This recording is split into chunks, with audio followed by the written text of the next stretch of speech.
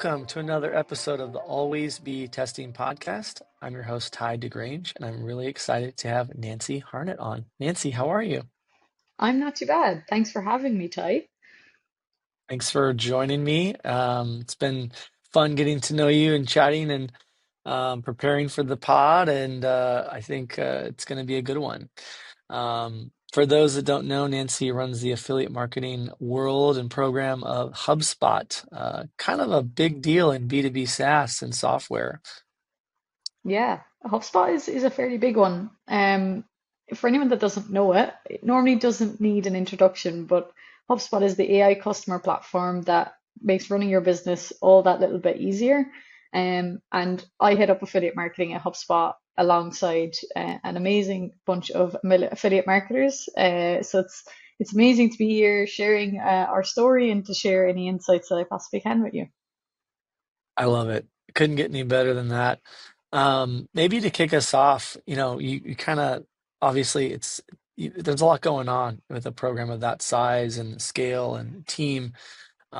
Maybe talk a little bit about what it took from your perspective, high level to get the HubSpot partner marketing program. It's kind of where it is now.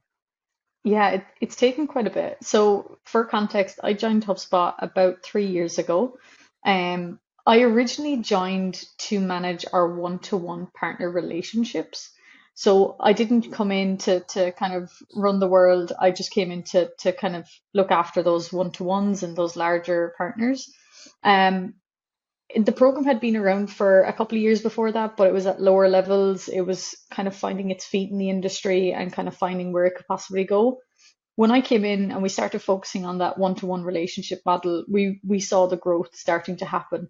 We saw that prioritizing relationships and turning to this partner first relationship based focus really was the kind of catalyst that kind of took off that growth pattern that we have. Um, from there, we were able to kind of build out the program, build out the team. And what we saw was when we were building out the team, we wanted to prioritize what our partners needed and ultimately what they would need to become successful within our program. If we weren't to prioritize that, it would have meant probably half of where we are today. So we built the team based on function rather than based on regional or any other type of just one-to-one partner relationship management.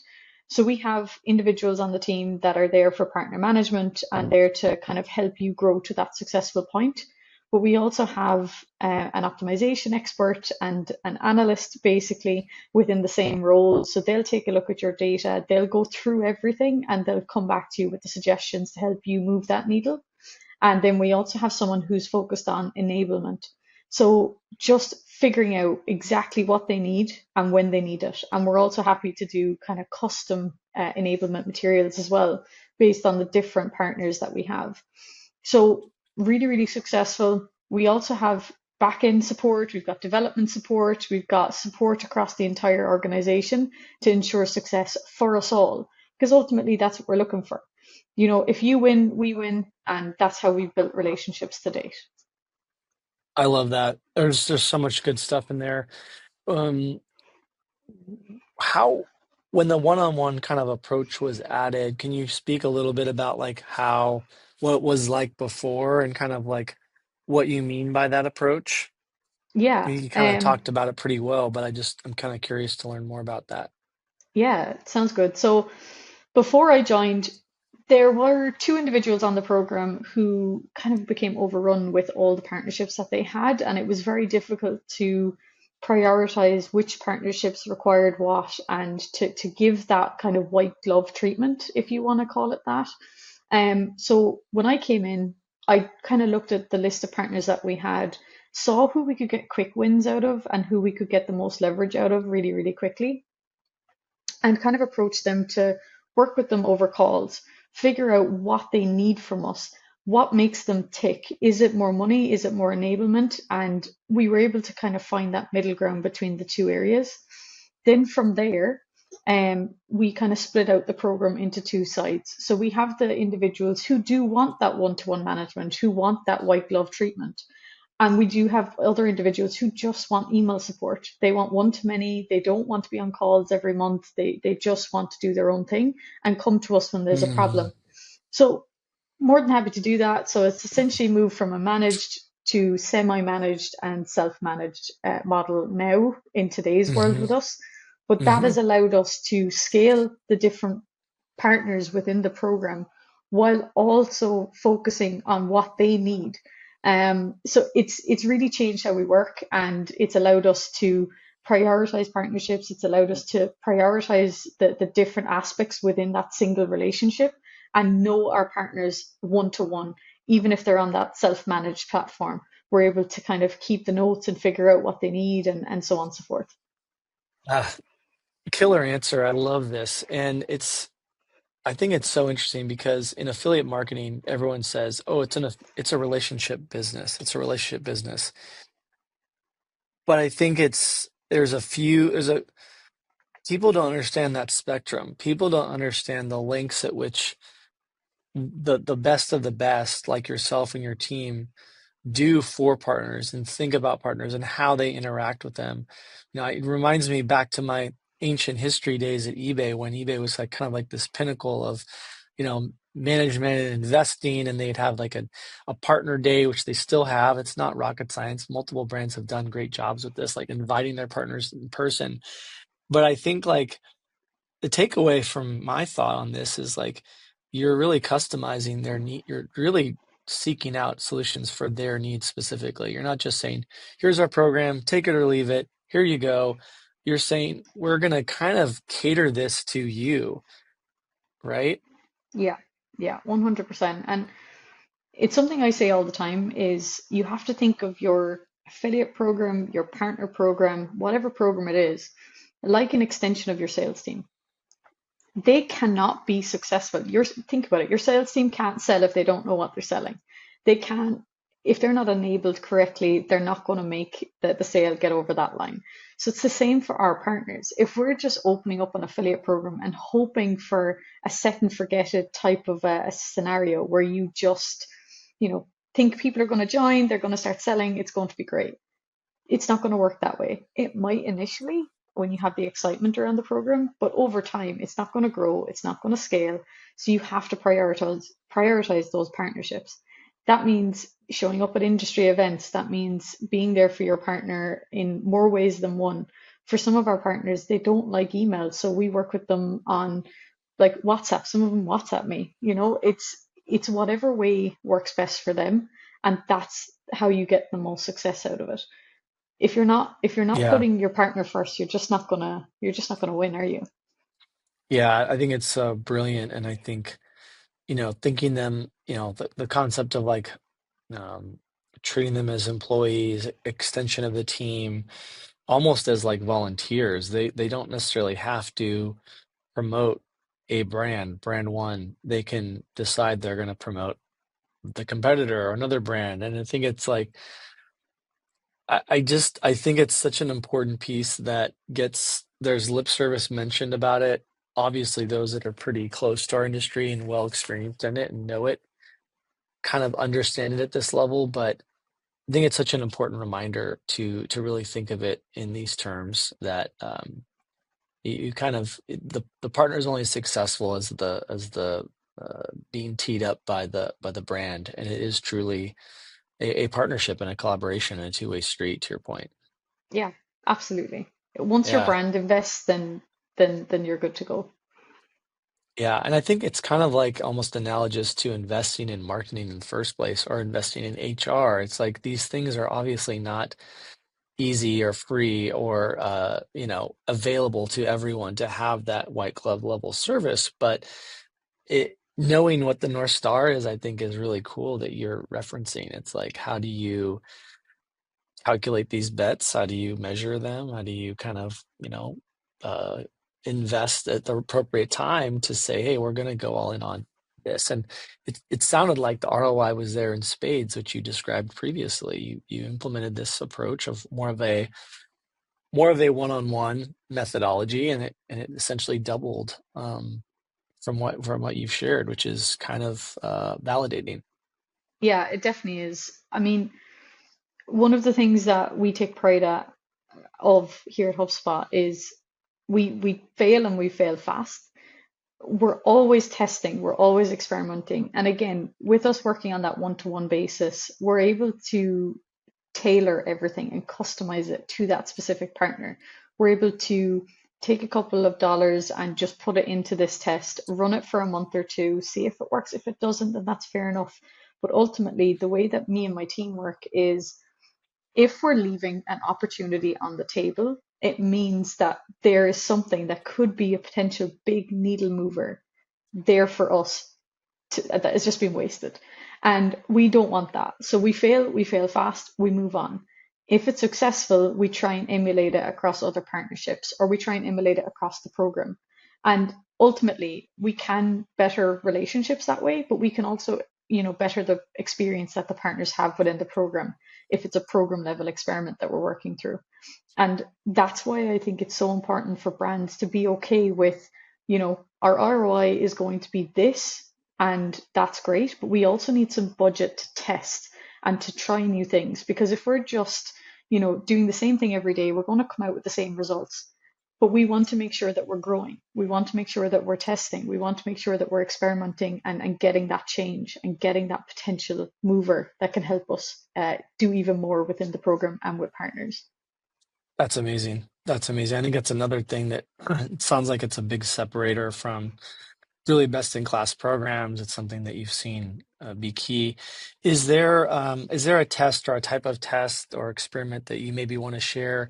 You don't have to give us like all the details or the data and anything proprietary, but I'm just thinking about to help the audience understand the level at which you go to think about experimentation and how important it is. And we don't need to know all of it, but is there a test in particular that maybe comes to mind that you thought, man, that was really interesting. That was really something I didn't think was maybe going to go as well or as good as it did. And just curious to hear if you have one that comes to mind from your experience. Yeah, there's a couple that come to mind, but I think my favorite one that we've done is obviously with HubSpot being HubSpot, we do have a large freemium model. So it's really, really good freemium model, but it just means that sometimes it can take a little bit longer for you to get your cash. So what we did was we actually reached out to some of our partners that were on the revenue share aspect and said, what more could we do to potentially, ease that gap between the freemium and the sign up or the sale? How can we help in that? So a lot of them came back and said bonuses would be great and, flat fees would be great, whatever. They came back with a different feedback. For us, that was only a short-term gain. We're here for long-term impact and long-term relationships. So me just giving you a bonus was not going to do anything. It might take the sting off now, but it's not going to take a sting off in a long-term relationship. So you're just going to come back to me looking for another bonus next month, and I can't keep doing that. So essentially, what we did was we looked at different models that we could essentially implement that would still mean that the ROI would remain positive on the program, but the partner would also be winning. Because again, we look at this like a win-win situation. If I'm winning, you're losing, it's not a good partnership. And it doesn't make sense for us to continue. So we need to make sure it's balanced. What we did, we looked at those models, we implemented a few on a testing basis, we saw what worked best, and then we were able to take that there and roll it out to the rest of the program. And some of them didn't work, and that was completely fine. And I'd spoken to various other people in the same industry as me. They'd come up with these different ideas and they worked really well for them, but it didn't work for HubSpot, and that's completely fine. But ultimately, what we did come to was a great way to match our self managed partners and us and bring them together so that everyone was now winning again. And they're still getting that revenue share, but they're also getting something in the interim while we're waiting for that to come down the funnel. So that's a really cool experiment that we did run, and I think one of our most Yeah, successful. that's love. I love that. So again, not to give away too much intel, but like Mhm. not quite the flat fee bonus, not quite a flat fee, not quite a bonus, but giving them something leading up to first action or trying to kind of like kind of like covering them a little bit during the freemium period. Is that the gist of it? Yeah, essentially. Yeah. So, Yeah. you know, rewarding them for a different action. It didn't have to be the sale, it Yep. can be something Yep. in between. Yep. And I think that was a great win. We're Love seeing it. kind of a big shift in the last year to these flat fee payments, 100. and completely understand it, especially with the Google updates. And they were trying to figure out a way to kind of fill that gap revenue wise for themselves. But ultimately, I don't think that they're working for partners. I think if anything, they kind of build a small bit of distrust between partnerships and relationships, because you've got me investing in your flat fee. Your flat fee isn't returning for me then performance wise, and I'm struggling then to justify that investment again. So it kind of adds a little bit of complexity to the relationship. Keeping it on that performance basis really is the way to go for us, and that's how we win with our partnerships. Yeah, and I love the outside the box thinking of, I really feel this philosophy deeply. And then we talk about a lot internally in our team about, there's a lot of actions that a partner can drive. Um, let's think outside just the North Star metric. Let's think about some of those ancillary supporting metrics. When a partner does a lot of the lifting to get someone to your site, it's not necessarily always in their control of what that consumer chooses to do at that point. And so thinking about, how do we attribute, how do we look at the overall data? But I like where your head's at with that of like, how do we kind of give them something to kind of keep them engaged until that payoff period? And I really think your call out of, incentive alignment and long-term thinking is really oh man, it hits home for me. I just feel very passionate about long-term thinking, working with the right people for long-term. Um, it's just it's not easy to do, but I think it's a very stellar call out for affiliate managers and people that want to be best in class in thinking about affiliate marketing. Yeah, definitely. Long term is the only way to work really. If you're looking at short term, you're like kind of expecting for someone to leave or a brand to drop you. Yeah.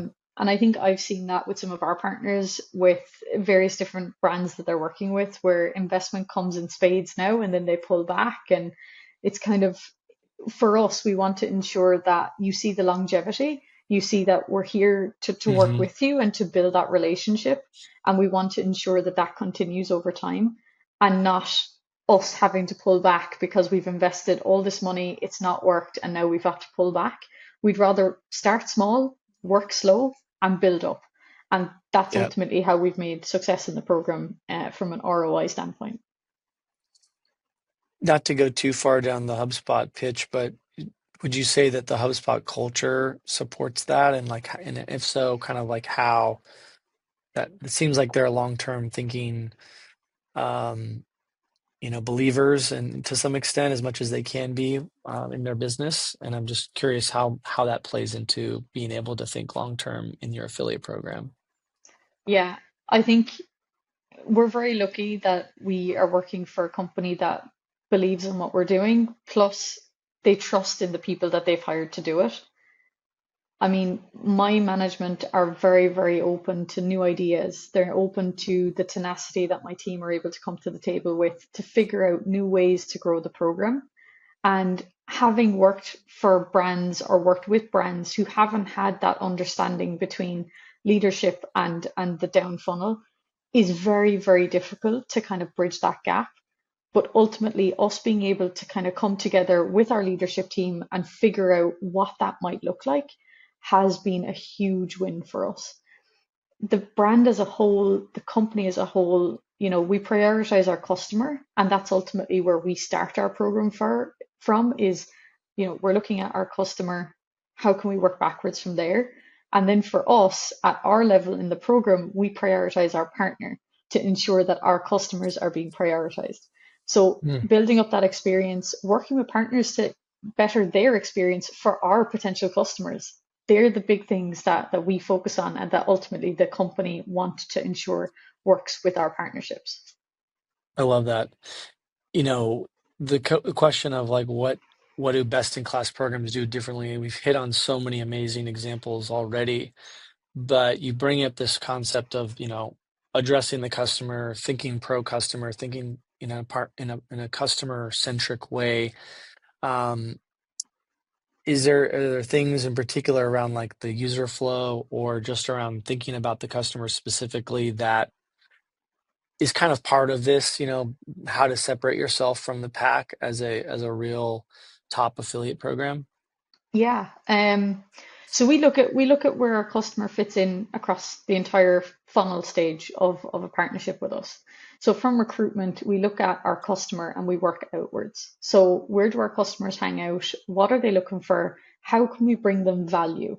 And from there, we build up the different partners that we work with within those different niches that we're looking to target. And we bring them only the top quality. We're not looking to work with, spammy websites or have our logo on the wrong website. We're looking for the correct places that our customers are going to prioritize. From there, when we bring a partner on board, we're looking to make sure that the messaging is correct, that they're getting everything they need in the one spot, and that anything that it comes through to our website is one fluid motion. So we use co-branded landing pages so that people know that there's a connection between this website or this content and HubSpot, that they are working with us to ensure the best quality product for you. And ultimately, there's a lot of places that are standard for SaaS to be working on. And we want to make sure that if our customers are coming through from those standard areas or from areas outside of those standard, that our customers being prioritized, that they're finding that value and that the value is the way to the HubSpot ecosystem, essentially. Unbelievable. Yeah, there's a lot of good stuff in there for folks to think about. And you know, and not to like repeat or belabor too much, but I think that there's just such an interesting education opportunity where a lot of these principles are known and talked about, but the level at which they are executed, the level at which the details are laid out, excuse me, is I think a really exciting opportunity for all parts of the ecosystem, and particularly the brand, to make sure that they're getting the most out of it. A lot of them say they want to have long term. A lot of them say they understand affiliates different, but I think kind of supporting them and saying like, okay, how do we get you from A to B? It's not an easy process, not an easy thing, but here are some ways to do that that you get to kind of choose and kind of select from. Um, not every brand's going to be able to invest at the level of HubSpot. That's just a given. That's kind of a thing that you all have built out and earned, and now you kind of have that ability to really play at the highest of levels. But I find it really fascinating when you can show people what's possible, like this conversation, and be like, this is could be your brand if you actually invest in this appropriately. And it's obviously not going to happen for every business. Not everyone's a multi-billion dollar amazing SaaS tool. It's growth levers of HubSpot. Not everyone is invested in it and understands it somewhat top to bottom, as you alluded to. So some really powerful learnings on this, and I appreciate you sharing them. Yeah, absolutely. And like I said, I've worked with many different brands that are not at the level that HubSpot is at. And I think for them, it's about prioritizing what you need to get done and what you can get done within your time frame and within your Yeah. scope. Don't Yeah. aim for the HubSpot level initially because you're not going to reach it. We have a team of, I think there's 7 of us or 8 of us internally now with a full development team. We've got support staff, we've got everything. You can't expect the world if you've only got one headcount working on the program. And I think it's managing those expectations, having slow starts, figuring out what your priority is, aligning it back to the company goals, and then go out and find from there and build it up slowly. And I think that's the only way you can do it. Because Yeah. otherwise you will fail. You will fail. Yeah. If a brand, and kind of going down a rabbit hole, if a brand comes to you and is like, all right, we're a sizable brand. We're let's say we're maybe B2B SaaS or e-com. You can select whichever you prefer. And we're gonna go live. What do you think about in terms of timeline? Just I know it's kind of a tricky question, but if they're investing properly, they're kind of checking the boxes of most, the best practices, I'll say. And I'm just curious to know your perspective on thinking about expectations and what you kind of would advise someone just coming to you separately off of I'm curious about those timeline expectations. Obviously, those are always Yeah. things that kind of come up for folks. Yeah, I think I've gotten these messages before, and I've worked with these brands before who think that they can get it live within a month. And amazing if you can get everything right within a month. But ultimately, to get your program from idea to implemented to ready to kind of see more of the world, you're looking at about a year to do everything. So from the idea phase, you're trying to get business buy-in, you're trying to get stakeholders, you're trying to get investment from the company. That can take maybe 3 to 6 months, depending on how long your internal workings work. From there, you're looking at building out and picking a platform, implementing that platform, making sure its attribution model is correct and works for your business, getting all the marketing enablement in play, getting creative or video if you want to invest in that. You're looking at a headcount to run this program because set and forget doesn't work, although some companies think it does. You're looking at legal. You need to get your terms and conditions in play. You need to get separate contracts in play if you're not managing it through a platform. You need to make sure your tracking's in place. There's so many things that you need to get ready that it can take the 6 to 12 months to be fully ready to go live. So that's usually what I say is that if you're looking to spin up a program, you have to give it the time to to actually fully form and to figure out any nuances that you might come across within the different areas. Ultimately, when you're looking at HubSpot's program, you're looking at what do we do? How can I emulate that? Working out your commission structures, working out your different what partners you want to go after. Yeah, It's a lot. It's a lot, and yeah, you're looking at about 12 months before you're ready to kind of maybe you'll start welcoming partners, before that, but when you're looking at really getting to work and actually having them push for you, you are looking at about a year. yeah, yeah. I think that's an important reminder for folks, and it's an exciting. Within that lens, there's a lot that can be done. There's a lot of like progress to be made to show, Mhm. but I think it's such an important call out. I don't think people always realize it is a little bit of a different animal. It can be your best performing channel, it can be your most efficient channel, it can be a meaningful diversification lever. It can make up, 10, 20 more percentage of your revenue out of the marketing mix, but all of those things have to be dialed in. I love your attribution call out and your tech, your platform call out. Speaking of that, a little bit of a turn. Um, when you think about tech stack, when you think about platform, what are some of the things that you're implementing that you can share with us, or just current using, just at HubSpot, and understanding more about maybe recommendations around that. Yeah, I'd love to hear your perspective on current platform and platforms in general. Yeah. So currently at HubSpot, we work solely off of Impact. So Impact is what we use for tracking, for payments, for any contracting, and it works really well, really, really well for us. What we've done then is we've set up a custom API between Impact and HubSpot. So we actually use HubSpot as our PRM or our CRM, whatever you want to call it. And that is where the day-to-day management comes in. So we have everything built out for everything from recruiting new partners to onboarding existing and maintaining and managing the remaining that have been onboarded already and are ready to start rocking within the program. So we use HubSpot in that sense. Um, Outside of that, we have quite a few different pieces of tech to ensure compliance. So you've got ad tech or ad police, I should say. Ad police is everything to do with fraud for us and compliance. We also have breezy.io for the recruitment and to find net new partners that might be a good fit for our program.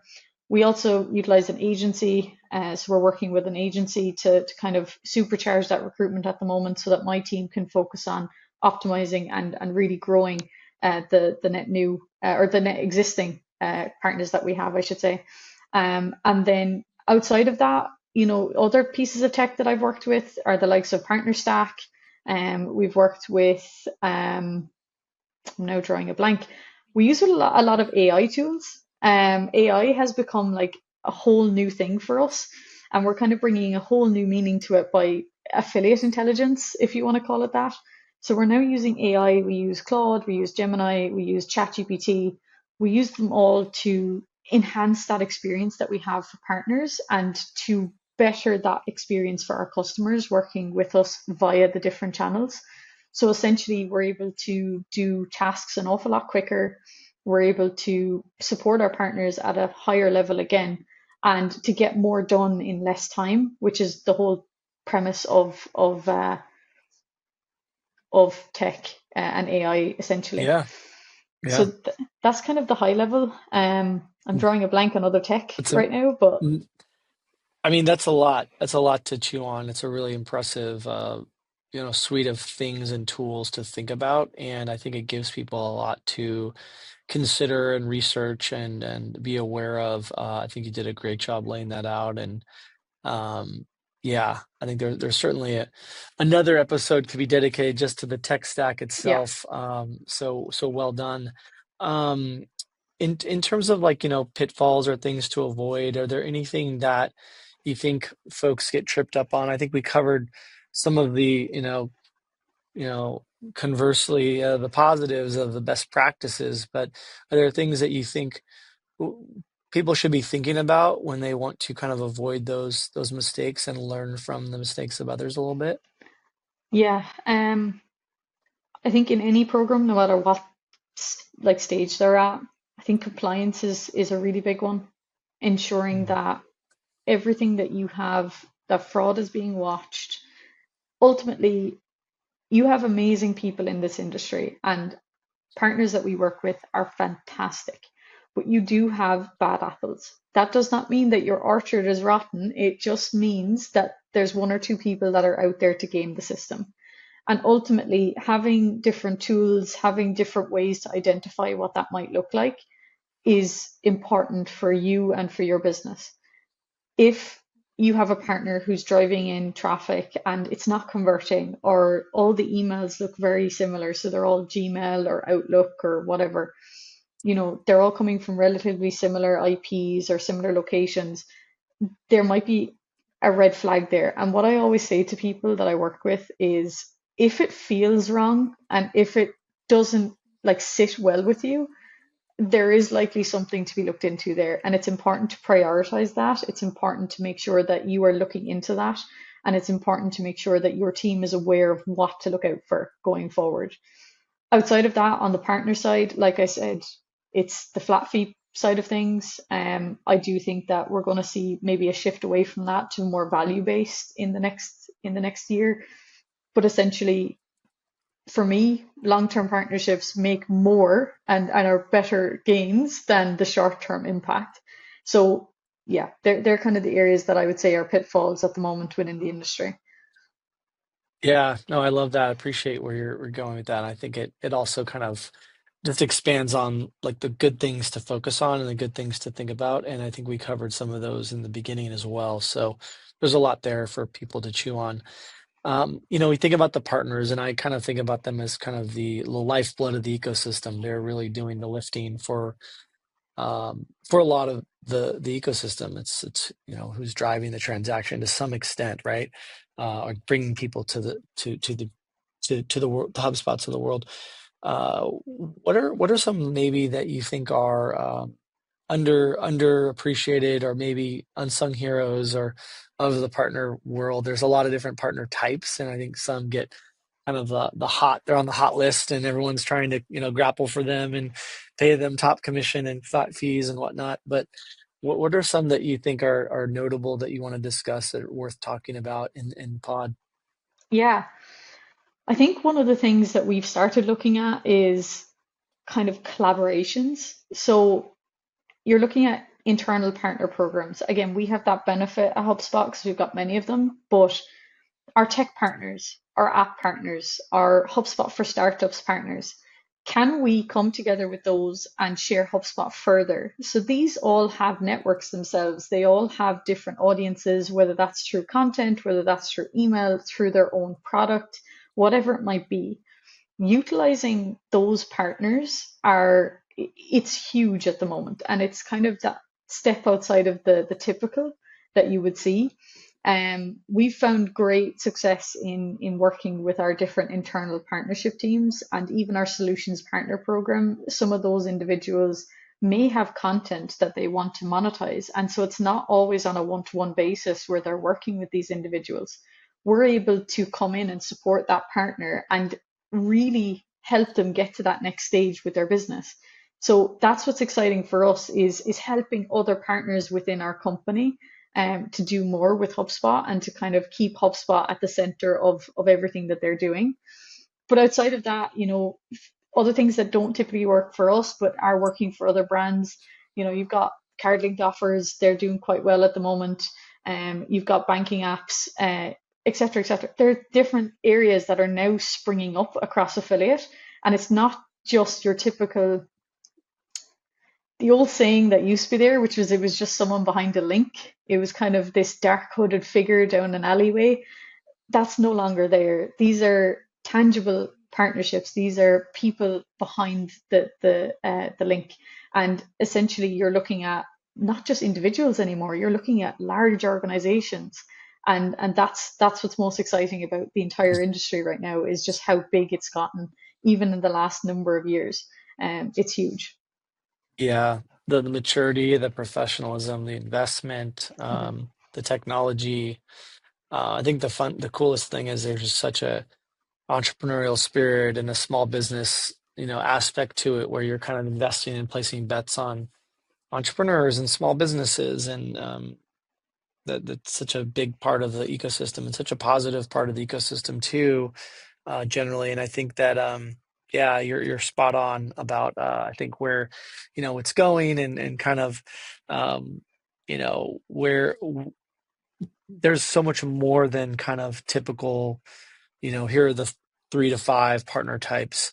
Um, it's almost I think that's partially what draws, myself and many others into the ecosystem. There's a lot of creative license that can be taken, right? And it is multi-channel. You've got, full-on integration partners for the B2B SaaS world. You have traditional brand-to-brand partnerships that can essentially be managed or reported on and paid out via affiliate ecosystem. So there's just so much. And then obviously, creator is a whole nother world that we haven't even gotten into. So um, well said. There's a lot there, and I think we a webinar breakdown is coming soon for the future. But we've done it before on the newsletter. We you laid out some really good ones here, and appreciate that. Yeah, absolutely. More than happy to share, and I'm glad that there's been some value as well. No doubt, no doubt, and more to come. Um, and I think you obviously have a lot of things firing on all cylinders. No system or team or affiliate program is perfect. Are there particular challenges or things that you're willing and able to share that kind of speak to some of the things you're looking to accomplish this year? Yeah, I think the stage that our program is at, we're at a very mature state, is what I would call it. So we've kind of tapped out all of the traditional areas that we could potentially grow our program via. So now Yep. we're having to create new opportunities. We're having to go out and work with different types of partners than what we're typically used to. And we're having to create those areas of green space for ourselves to essentially continue the program growth that we've achieved over the last number of years. And for those, for that, a lot of people would say that's daunting. It's something that, will require quite a bit. But again, like I said, we fail fast. For us, it's exciting. It's something new for us to try. It's different outside of our day to day, and it's ensuring that, we're still contributing as much as we do to the HubSpot as a company. So I think that would be the biggest thing for us is maturity. We have identified a good few areas of green space for ourselves, and we are definitely going to go out and tackle those over the next few months. But that's kind of the biggest thing I would say.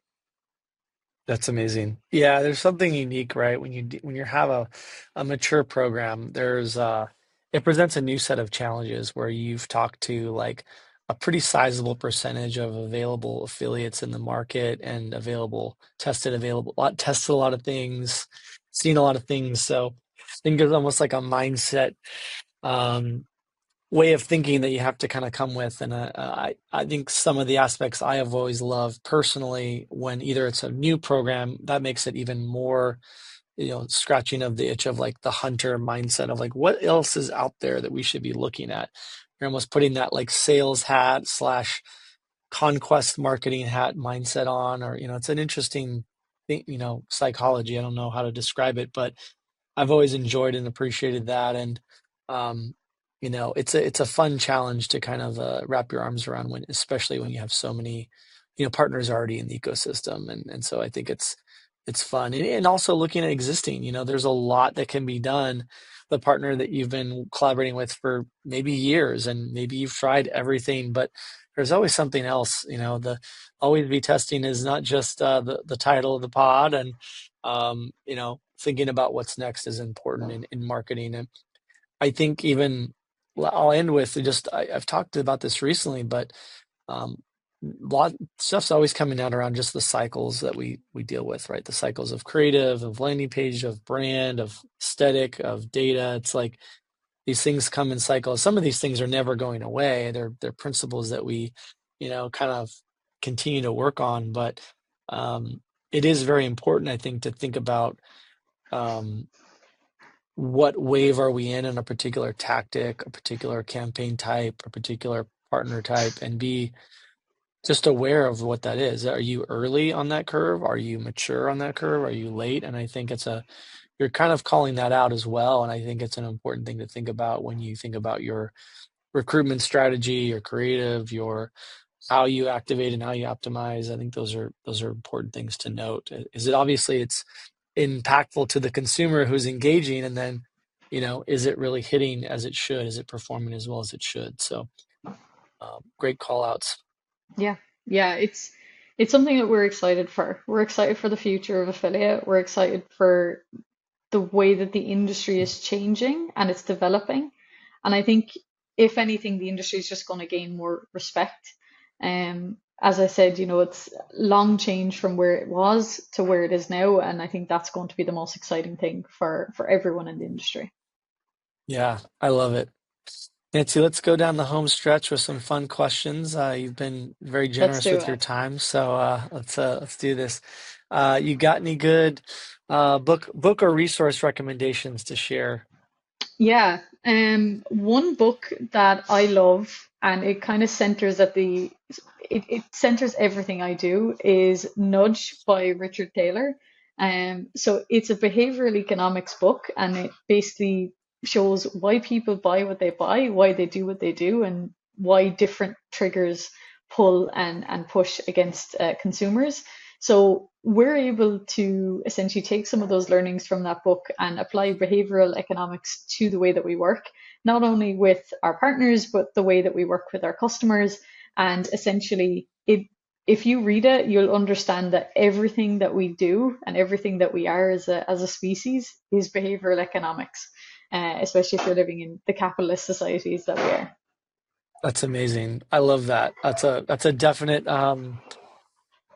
must read, I think, for our industry. I might have to, yeah, we'll get your Amazon link in there too. Yeah, yeah, exactly. Uh, Get Google Gemini to give you a quick synopsis. There you go. I mean that there you go. That's the beauty of the world we live in now. Information at our fingertips, really Yeah. catered well quickly. Mhm. Is there any fun guilty pleasure nonfiction, excuse me, fiction that you have to share as well? Since we're going down the book rabbit hole, I figured I'd stay there. Yeah, I think there's different things like, Atomic Habits. I think everyone has read Atomic Habits. Other areas, I'm just a Harry Potter kind of a person. Love it. I Nice. enjoy, other business books like Making of a Manager and Invisible Women, etc., etc. There's certain books that are out there that are kind of built to really Love it. hone in on different consumers. So I just love it. That's beautiful. I love that. Very cool. Is there a software non-HubSpot that you kind of rave about, love to use, or into? Yeah, I think I mentioned quite a few of them. Yes, you did. For recruitment, it's breezy.io. For um, compliance, we use AdPolice. For just my day to day and running how I run AI. So everything AI now has taken over my life. And I was explaining this the other day to my own mother, and she's now using AI on her phone to do bits and pieces. So I think it's changing how we work, and it's for the better. It's to improve efficiency and not to remove jobs, which is Yeah, I think the misunderstanding there. So yeah, Claude, Gemini, ChatGPT, and a few other models that I'm looking at the moment. yeah, I love it. I'm a huge fan. The level at which I've adopted it, the percent it's taken over my search use case is quite astounding, and Hmm. I think it's been a net positive. I think yeah, it's been exciting, and I think our team's done some fun stuff. We had a full on contest and kind of paid out winners for their greatest ideas. Had some amazing submissions on our team, and so it's been fun to like see the team level up their usage across the board and come up with really creative and even very technical examples. And we're just getting started with that. So more to come there. I'm glad to hear it's positive for you as well. Yeah, I love the idea of the contest. I think I'm gonna steal that one. It's a Yeah, I great think idea. it's great. Like use it, and and it's amazing to see what people come up with to help each other, help the org. It's there's a lot there. It's fun. We Yeah. had fun with it. Yeah, and just Nancy, maybe final wrapping up. Is there something that maybe the audience doesn't know about you that you want to share? Yeah, it's a great question. Huge supporter of Arsenal Women's, the soccer club in the UK. So I travel to the UK to see them quite often. Outside of that, I'm a big animal lover. I think we spoke about this briefly beforehand, but anything with four legs, I'm more than happy to deal with it. Dogs, cats, horses, etc. And I have a motorbike. Most people don't know about my motorbike, but I have one, and I enjoy getting out in it as well. That's awesome. That's awesome. I'm picturing you like zipping through the country roads of Ireland and like, Yeah. full throttle, like going fast. Is that accurate? So semi-accurate, yeah, semi-accurate. All right. I'll take semi-accurate as a win. Yeah, exactly. Can't spill all the beans, but yeah, Yeah, semi-accurate. We'll go with that. fair, fair. Okay, as long as you're being safe, your helmet, you Yes, got the gear, we're good. fully Uh, I suited don't and know. booted. I don't know if I can trust myself on one of those things. As you shared earlier, I'm trying to beef up my return to my horse roots a little bit, and we Yeah, talked about that a little bit. So it's fun to hear that you have a love of the horse as well, and to be able to ride and appreciate them as beautiful, great animals that they are is cool. So exactly. definitely cool to hear that you have that shared passion. Absolutely. Yeah, I love horses. They're just such emotional animals, similar to dogs, but absolutely. Anything with an Yeah. animal, I'm there. Yeah, they can the connection and then knowing what you're thinking and all that is just is a cool thing to do and experience. So Yeah, absolutely.